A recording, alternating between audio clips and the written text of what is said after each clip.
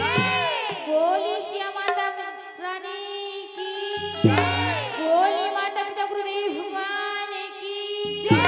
बोली जितनी धाम की बोली मौली मैया की बोल दे वृंदावन बिहारी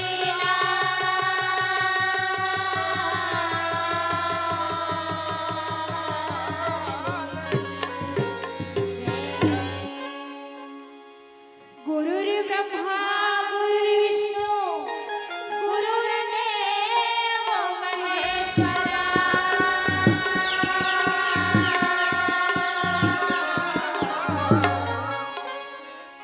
गुरुर्साक्षात् परं ब्रह्म तस्मै श्री गुरुवे नमः। या देवी सर्वभूतेषु शक्तिरूपेण संस्थिता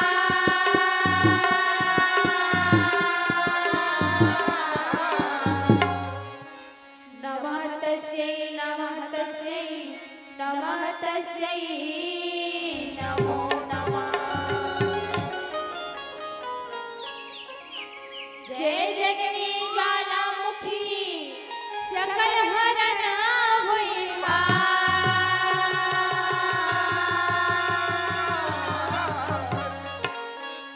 लज्जा मोरी राखियो माता भरे सभा भरे सभा दरबार शारदा पहले तुझे मनाऊं मैं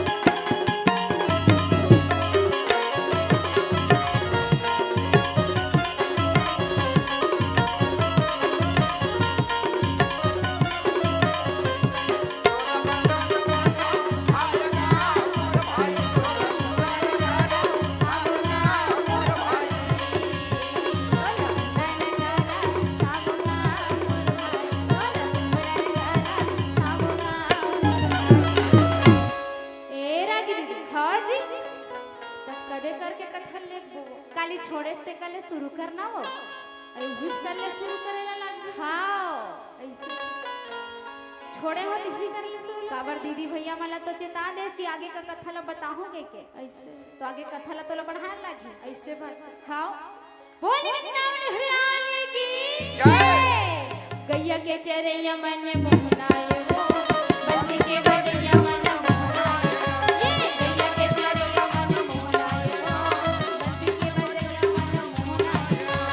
गैया के चरैया मन मोहनाए वो बंसी के बजैया मन मोहनाए गैया के चरैया मन मोहनाए वो बंसी के बजैया मन मोहनाए ये गैया के चरैया मन मोहनाए वो बंसी के बजैया मन मोहनाए गैया के चरैया मन मोहनाए वो बंसी के बजैया मन मोहनाए गैया के चरैया मन मोहनाए वो बंसी के बजैया मन मोहनाए भैया हो कैसे वो धावे ना गैया के चरैया मन मोहनाए भैया हो कैसे कहवावे ना गैया के चरैया मन मोहनाए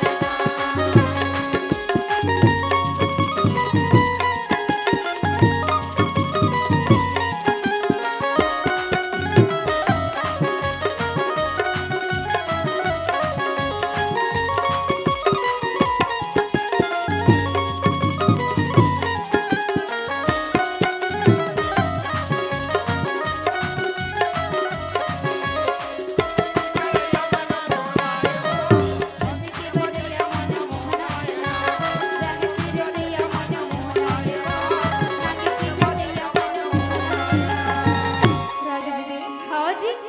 ये रहन रागी जन महाबली भीम हो मैया द्रौपदी के सरोवर के किनारे में गए हैं भैया वो बना चला धोवत के लागी गई अच्छा कहाँ पर वो सरोवर के किनारे चले भैया हाँ जी और जन मैया द्रौपदी सुंदर अपन नाचल सरोवर के पानी में दो लागी कहाँ पर बहनी कावर बहन कहाँ पर कावर किच्चक के बदला करे अच्छा किच्चक के बदला जब महाबली भीम करे भैया हाँ जी अपन आंचल में सुंदर और किच्चक के रुधिर बहत रही तेला पोछे कौन है मैया से लेंद्री रागी अच्छा और वही खून ला वही रुधिर ला और सरोवर के पानी में मैया द्रौपदी है न हाथ धोवत वाह भैया सिया रामे रामे रामे रामे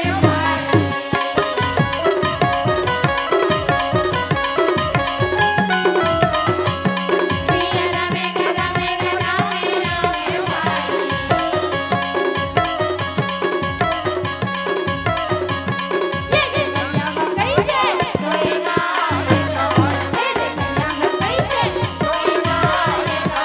कैसे होएगा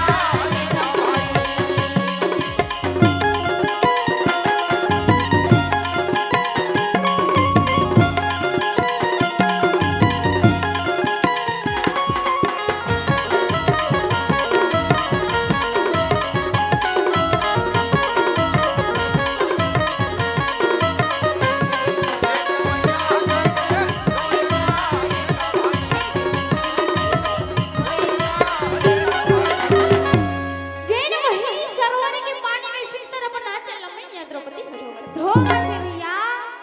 और जब धोई से रागी दीदी ता का होइस वो तो वही सरोवर के पानी में किच्चक के लहर के नोवा सुंदर और जो घमंड के तैर ये ना अरे अरे बाप रे तो महाबली भीम कहे कैसे कि सही में द्रौपदी सही में एक किच्चक के बदला दे कर हंसिया किच्चक के बदला में देखिए स्वामी एक इच्छा के वध करत करत तोला अधिक रात हवे दगे सही बात है ओकर उतना झल ओकर एको कनिक ओकर खून हर छिटक जती तत्का कर किच्चा खजिंदा हो जती तब ते कैसे करते स्वामी सही कहा था द्रौपदी सही में कहा था एक किच्चक के बदला दे कर हंस द्रौपदी एक किच्चक के बदला में नहीं करे वाह भैया भीमी हा कैसे मोरे बोले न लागे करो मैया ला कैसे ये रे बोले भाई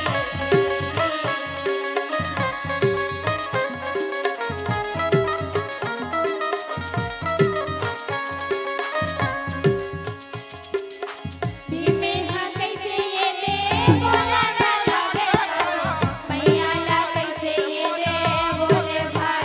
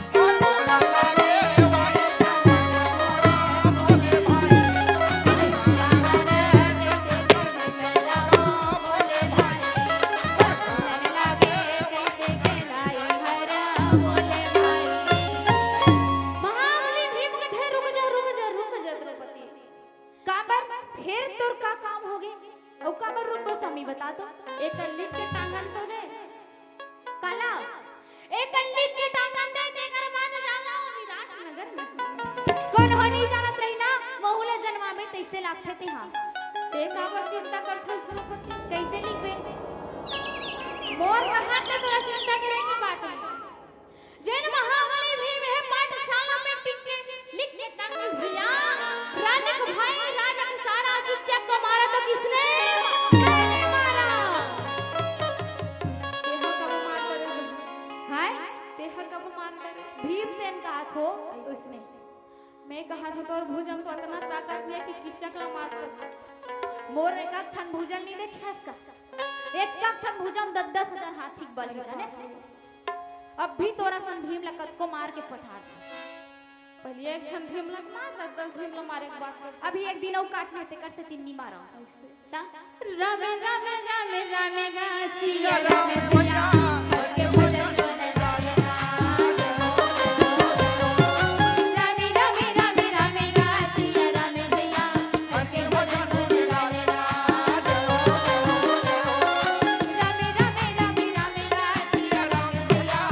के भजन सुने जावे भीम में आया बोलती वो भीम में हजी कहा दिया मैया के पतिया बोले मैया के पति न बोले ना ये कहना कमला के मैया के पति न बोले ना ये कहना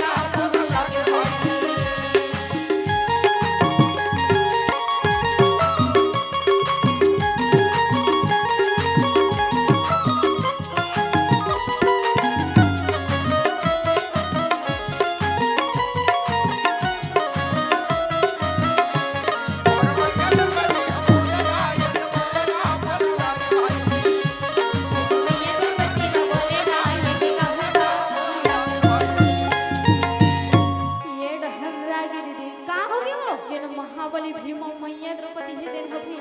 कैसे ये डहर महाबली भीम मैया द्रौपदी है दिन लिख के टांग दी पाठशाला में और लिखे के बाद ये नगर विराट के सुंदर जाकर वो सुध के भैया वाह भैया नगर विराट के राजमहल में जाके महाबली भीम मैया द्रौपदी अपन अपन सैन कक्षा में जाके ये है और जब सुबह होते भैया त का होई सु जब सुबह होते भैया पूरे नगर विराट में फैल गई खबरी शोर मच गए कि किच्चक की मौत हो गई ये दादा किच्चक की मौत हो गई कि पूरा नगर विराट में फैल गई अरे बाप रे जो भी पाठशाला में ठीक है रानी का भाई राजा का सारा किच्चक को किसने मारा तुम मैंने मारा वहां तो जे पर हत्ते के ऊपर आवत है दादा आवत है हां जैन पर है देखरे ऊपर आवत है अच्छा और एक झन गाय चराने वाला भी इस नगर विराट में अच्छा पहाटिया लगे रिसो पहाटिया लगे रही हां कैसे करिस हो अरे बड़ा कर गाय रही से लगे ओकर पास गाय कारू के कोई कमी नहीं रही से ओकर पास तो 9 लाख गैया है ना हां जैन विराट नगर में 9 लाख गैया रही से वही 9 लाख गैया चराने वाले झन डोकरा पर ये दादा और डोकरा पर जाके पड़े रहे कैसे रानी के भाई राजा का सारा किच्चक को किसने मारा तो मैंने मारा रे बाप ये रे। दादा कौकी निमान से मेहत नहीं मारे हो रे दादा मेहत नहीं मारे हो डोकरा कहाँ तू टोकरा का हाथ बहिनी कैसे कहते मैं तो बिन मारे के मारे मर गए दादा ये वाला तो मैं नहीं मारा मत कर रानी के भाई ये राजा का दादा। सारा किच्चक को ये दादा ये डोकरी जेने डोकरी में थर थर थर थर थर थर थर थर थर थर थर थर थर थर थर ये दादा डरी के मारे भगने लगे भैया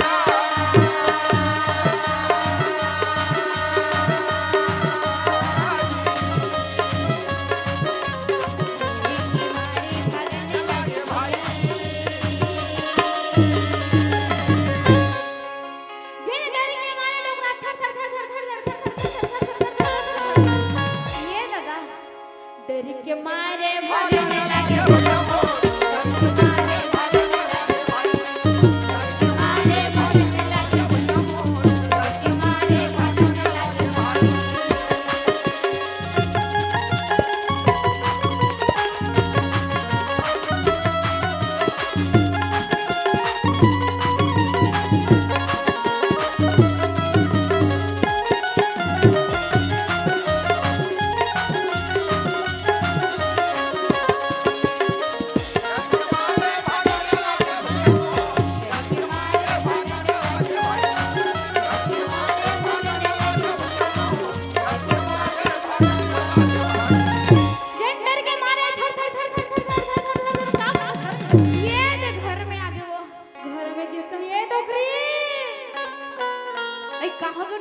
तभी कन गरबा ढिलर गे रे हां कैसे करबे डोकरी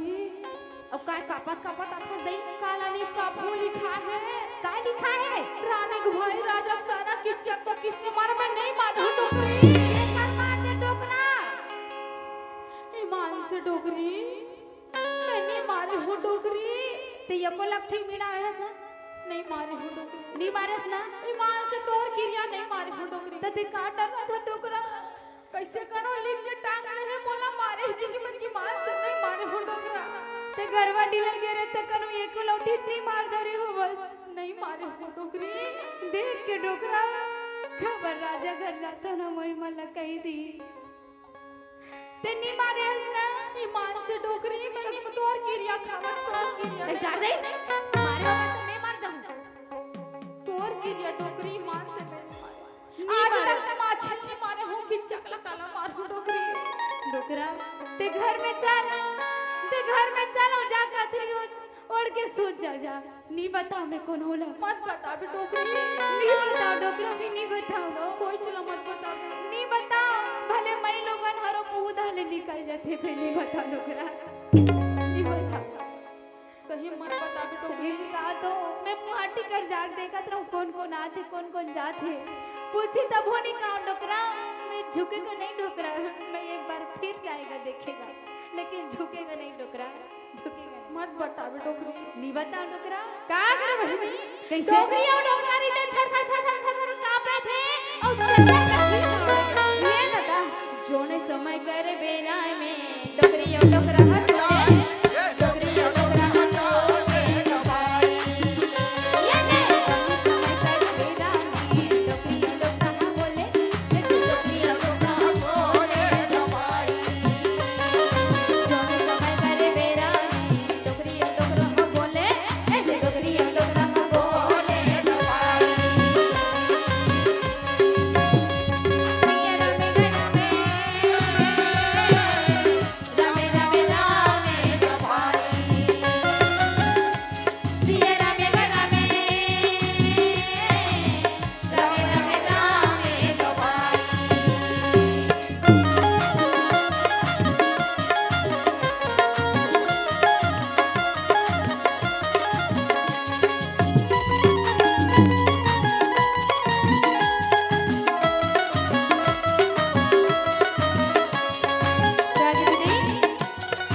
कैसे डोगरी और डोगरा फटर के मारे छटछट कांपे कांपत है भैया डोगरा कहे मैं नहीं मारी हूं डोगरी डोगरी कहे मैं नहीं मारी हूं डोगरा दोनों साथ जंतर कथी लौड़ के छिट के बही सुन के आओ पूरा विराट नगर में हाहाकार मच गए पूरा शोर मच गए किच्चक ला कौन मारे ये दादा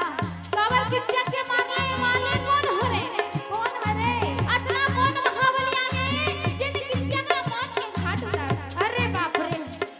ये विराट नगर के पूरा वासी मन भटक किच्चक के एक नजर देख के थर थर थर कांपे लगले फौजी लेकिन कौन हरे कहां के महापुरुष आगे कहां के बलि महाबली आ गए हाँ आज किच्चक ला कौन के घाट उतार कोई नहीं जान पाई जी ऐसे विराट नगर में पूरा हाहाकार मच गया अरे बाप रे इजे मचिगा भैया नगरी रात हमेना तेरे मचिगा भैया नगरी रात हमेना जैन पूरा विराट नगर में हाहाकार मच गया कि किच्चक ला मारने वाला ये दादा कौन मारी साखीर कौन मारा हाओ कवर एक झलक देखते ही किच्चक के पूरा ग्रामवासी मन थर थर कांपे लगले ता लेकिन यहाँ कहाँ के महाबली आगे कहाँ के महापुरुष आ गए कि आज किच्चक ला मौत के घाट उतार मार दी पूरा हाहाकार मच गया हाँ जी अब ये डहर रागी दीदी ए का होइसो जैन मैया सुदेश ना है भैया हाँ ये डहर मैया सुदेश ने अपन भाई किच्चक के याद करके ऐसे रोवत है कि भैया आज तेहर जल्द से किच्चक के रहते हुए विराट नगर के कौन हर रखवारी लग रही है भैया तो राहत में कोनो संकट नहीं आती मोर भाई अब कौन जाने तोर जाए के बाद में हमर मन के का होई ये विराट नगर के रक्षा कौन करही भाई तो लग कौन मरैया होगे ऐसे कर दी भैया? कौन ऐसे कर दे? कौन कर दे भाई? तोर एक झलक के देख के पूरा विराट नगर के मन हम भागे अंदर ले। अब ते हनियस भैया, अब ते हनियस कौन हमर विराट नगर के रखवाली नगर ही किच्चा। अब आज ते हम सब जन ना छोड़ के चल देस भैया। ते तो कल ही के हम हमर घर से भोजन करके। अब आज तो ये काम हालत होगी बड़ भैया। भैया सुदेश ने अपन भाई की चक्र याद कर के कलप के रोवत है भैया। अच्छा कलप के ये निदाई घरों सुनाया ये दुनिया हरोया उठा के चले देवा मेरा ये सर्द के दुखला काय का ये भाई को उठा के चले देवा मेरा ये सर्द के दुखला काय का कलप के ये निदाई घरों सुनाया ये दुनिया हरोया जाई को उठा के चले देवा मेरा ये सर्द के दुखला काय का ये भाई को उठा के चले देवा मेरा ये सर्द के दुखला काय का ये भाई मो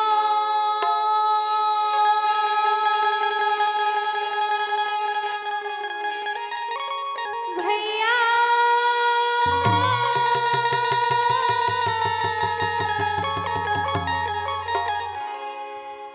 उठते कले जीवम पीरा ये सर्द के दुखला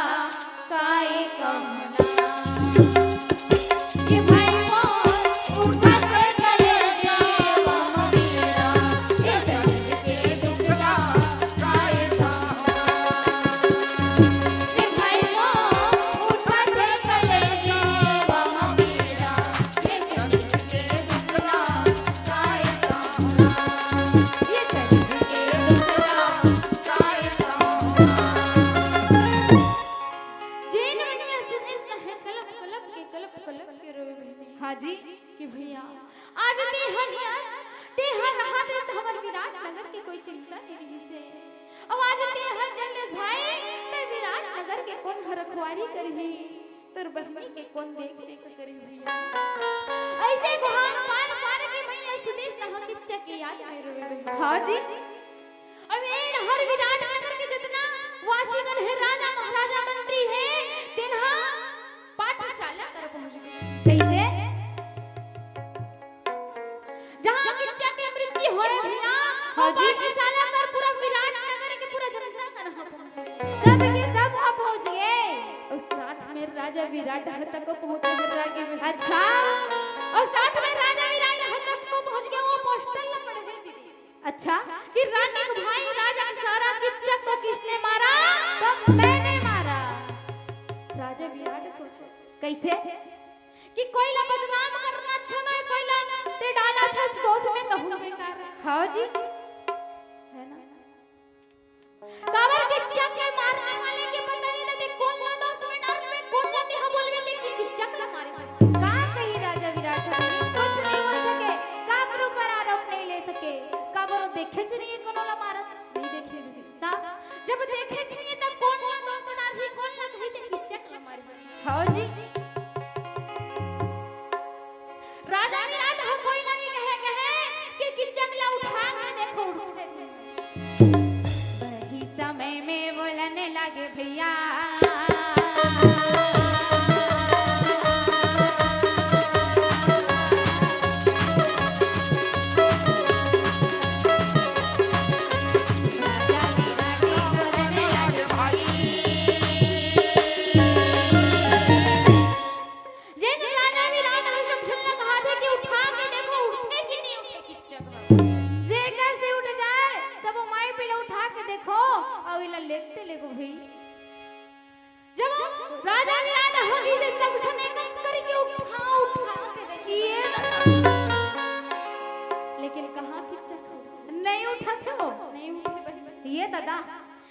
एक झन उठाइस नहीं उठी, दो झन उठाते नहीं उठी, हाँ। एक सांस में 10 झन उठावे लगे। ये बाप रे। वही समय में बोलने लगे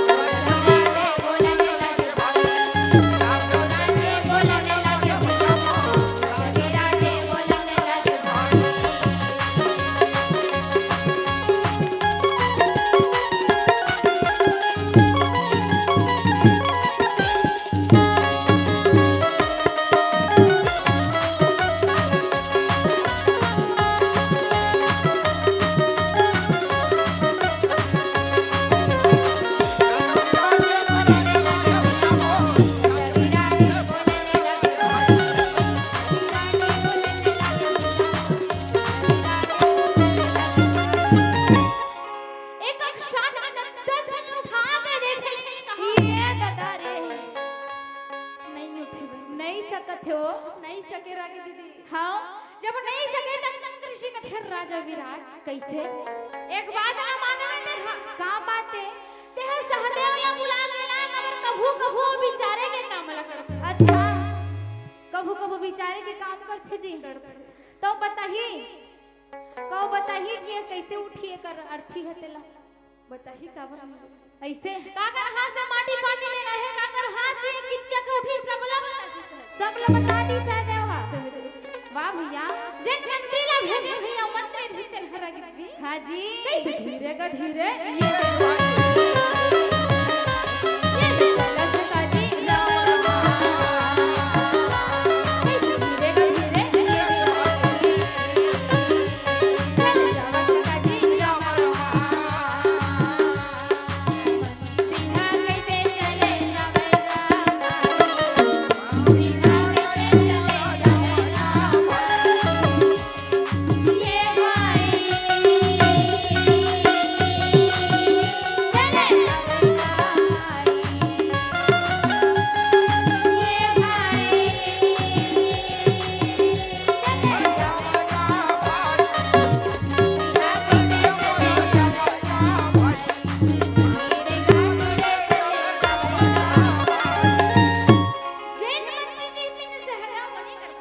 अच्छा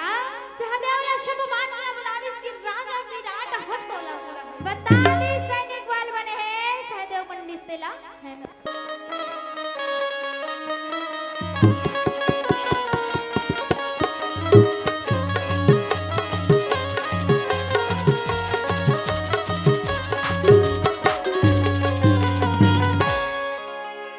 बोले वृंदावन हरलाल की जय, बोले रानी माई मंदिर की जय। बोले श्या देवी माता की जय। बोले काली मैया की जय। रन भेदन वाली धरे कटारी खपर वाली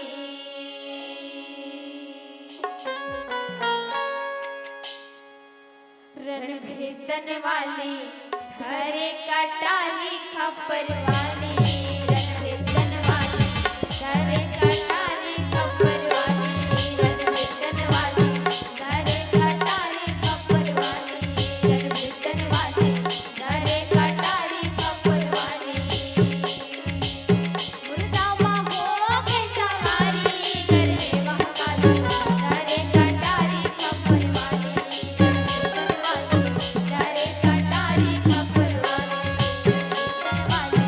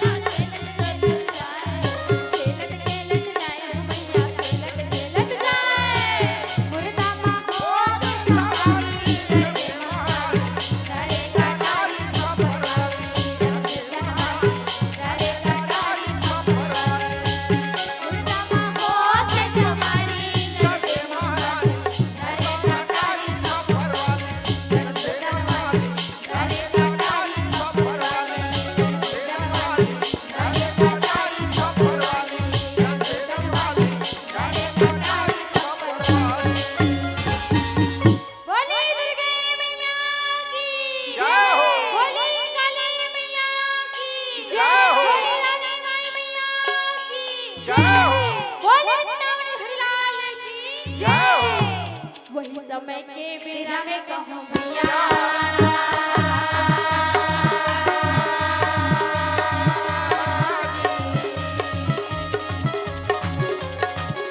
के बेरा में कहूँ भाई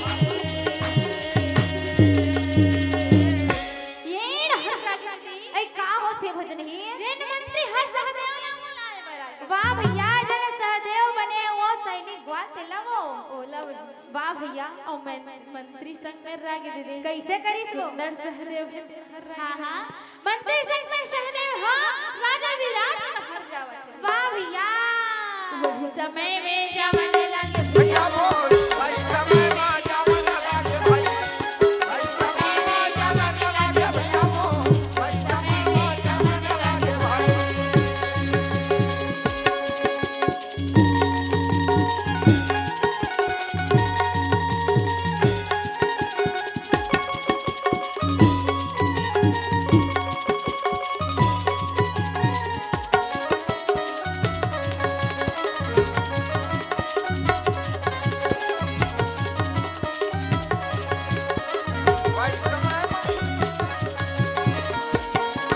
बना लागे भैया बोल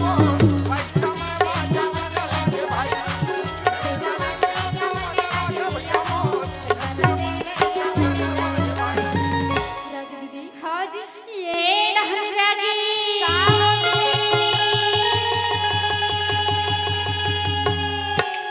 जिन सहदेव बने हैं शैलजांतन मंत्री के संग में विराट राजमहल निकल के राजा विराट के पास जाओ वाह भैया राजा विराट के पास किच्चक के पाठशाला कर जाओ अच्छा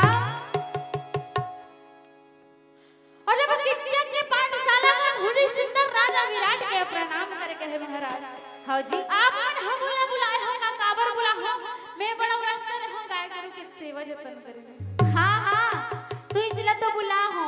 काबर काबर की मोला ये कंकरी से बताई से कि कभू कभू ते हाँ विचार के काम करथस करथो तो महाराज हाँ तो ते विचार के बता कि ये किच्चक के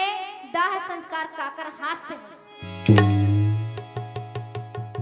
जब सहदेव हा ध्यान केंद्रित करके देखे भैया सहदेव है राजा विराट लगा है महाराज हाँ जी ये किच्चक के माटी पानी तो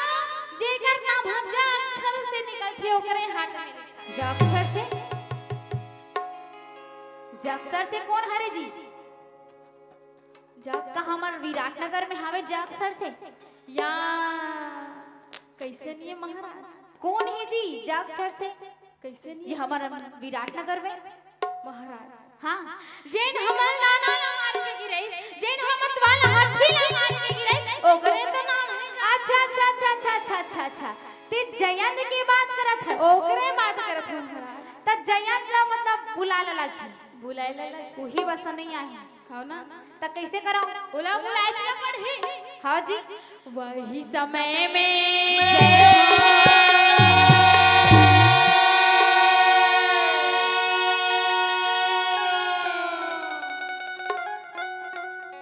मंत्री रही जयंत सुइया बुलाए बैठ भैया हाँ जी मंत्री कैसे जावना मोर लागे जावना मोर लागे भाई मंत्री कैसे जावना मोर लागे जावना मोर लागे भाई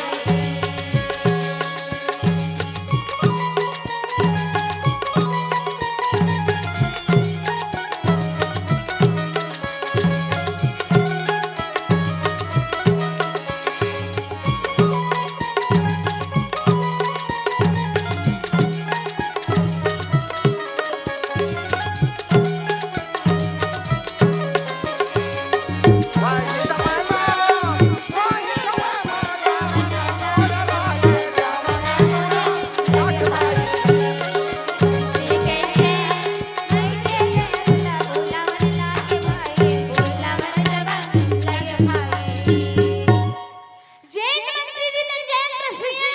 समय वाह भैया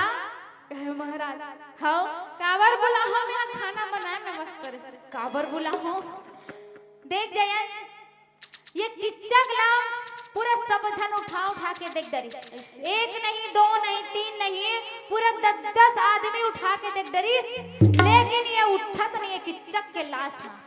कौन जनी का हो भेतला। और ये सहदेव पंडित एला कहा तृष्णा ये सैनिक बाल ये पंडित के काम पर थेला कि हम विचार के देखते ये कथे जा अक्षर से लिखा ही जेकर नाम जा से निकल ही तिही है कर दाह संस्कार करिए। और तही एक झन दिखत हस भैया तही एक झन दिखत हसे जा अक्षर वाले तऊ एला उठा के देख अगर तोर से बनत है ना तो तही एक दाह संस्कार कर दे। जब राजा रानी के बात सुने का करे भैया महाबली भीम उठाओ ये दादा उठाओ अरे बाप रे उठाओ ओहो कहे महाराज हां मोर से नहीं उठत है महाराज नहीं उठत है ते किसनो कर भाई ते किसनो कर हो लेकिन ये किच्चक के लाश लत ही छलेक जा अब मुझ में हां तू चला ले लाठी ये किच्चक है तो उठत के तो खींचत ले तो बोल खींचत ले चल ही लेकिन एक दाह संस्कार करना जरूरी है ना बड़ बेर हो जाई। महाबली भीम है जब राजा विराट के बात सुने भैया ये पैरा डोरी में मां किसरा की दीदी ये दादा कि चकला कैसे खींचन लगे भाई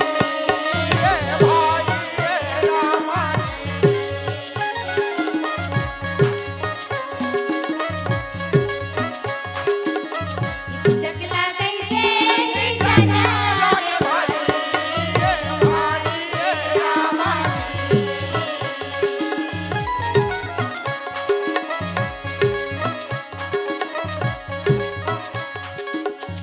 जैन रागी दीदी हां जी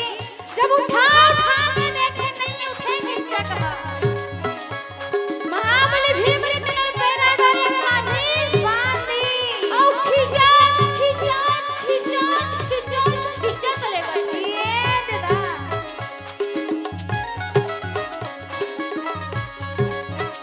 धीमे हा कैसे ले जाना लगे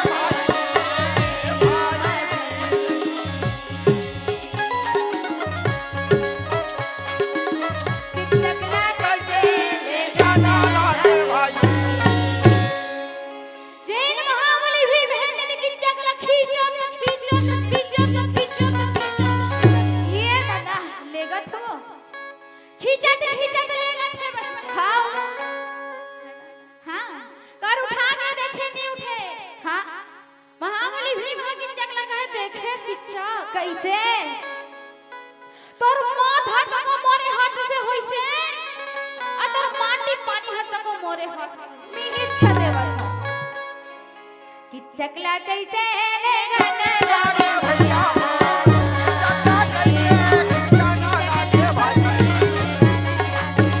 चकला कैसे ले गाना लागे चकला कैसे ले गाना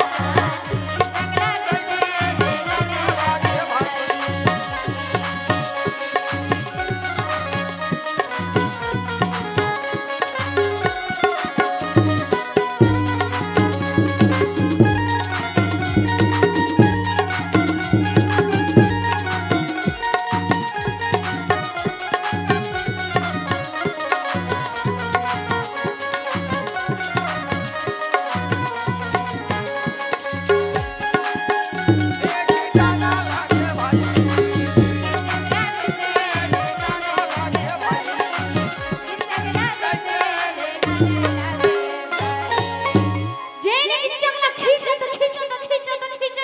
कर घटिया ये दादा रे मार घटिया में लग गए मर घटिया में लेके हाँ मर घटिया में लेके राज दीदी कैसे करिस वो कैसे जैन चिता बिछाल ना चिता में लगा दे से कि खाओ देखे बे का एक माटी के तन हरे एक दिन जाएगा मत है हाँ जी लेकिन ये किच्चा कैसे गुमान करी कैसे गुमान करी ए माटी के तन में इतना गुमान कर के रख दी कि पर की स्त्री का सेवा करे बरबर अच्छा कठिन रागी दीदी कैसे बास नागे कलमी नागे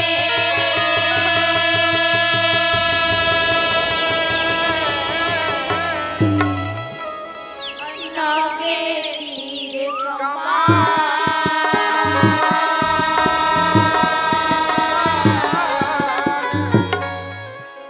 मूर्ख चोला नहीं लवे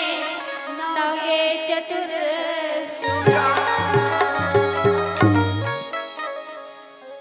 सही बात है। आगे मानुष तर है न कभू नौना नहीं सीखे नहीं सीखे जी। लेकिन एक चतुर सुजान रथे एक चतुर आदमी रथे व्यक्ति रथे सज्जन व्यक्ति रथे हाँ जी। फिर हमेशा झुकना जाना। वाह भैया। लेकिन ये किच्चक इतना अहंकारी से इतना घमंड रही से कि पर की स्त्री अपन पाठशाला में सेवा करे बर बुलाए रही इसे। ऐसे घमंड किच्चक जैसे। अच्छा लेकिन क्या हुई से आखिरी में दीदी ये तो जल्दी स्मर घटिया में। जल्दी स्मर घटिया हाँ जी। है ना दीदी ता जल्दी स्मर घटिया में ये माटी के तलहरे में एक ना एक दिन जाके माटी में मिलने होगी। इतना गर्व गुमान करी से कि मैं इतना ताकतवर हो इतना अहंकार हो इतना मंडल हो इतना धनवान हो लेकिन क्या हुई से धनवान के लक्षण में नहीं लगी साहब। हाँ जी। जिन एक ना एक दिन जाके हमारे घटिया में जाके मिलना पड़ेगा। वाह भैया। कथे न रह गई कैसे? माटी के पुतले तुझे जय हो कितना गुमाए हैं। ए माटी के तरह दिया एक न एक दिन जाके या माटी में मिल जाना माटी में मिल जाना है। तब है कथेरा गिरी कैसे? अरे माटी के पुतले तुझे ना अरे